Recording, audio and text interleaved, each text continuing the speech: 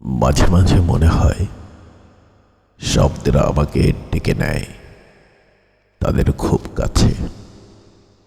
আমার সাথে তারা গল্প করে, আবার তারা বলে একটু একটু করে ভেঙে পড়ি তোমার ভেতর, তুমি ঠিক করে নেবে আমাদের। কি অদ্ভুত চাওয়া তাদের।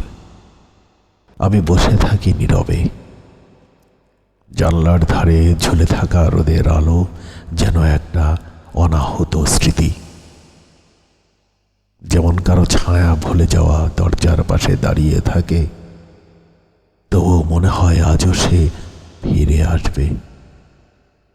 কবিতা কখনো লেখা হয় না হাতে, লেখা হয় বুকে জমে থাকা অনুচ্চারিত দীর্ঘশ্বাস দিয়ে।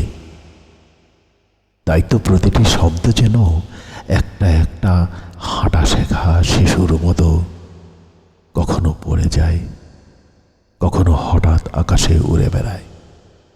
আমি শুধু বসে দেখি শব্দেরা জন্ম নিচ্ছে আবার মারা যাচ্ছে, আর আমি একটা নীরব সাক্ষী। সে জানে কবিতা আসলে মানুষকে বাঁচায়, তবুও একটু একটু করে ভেঙেও দেয়।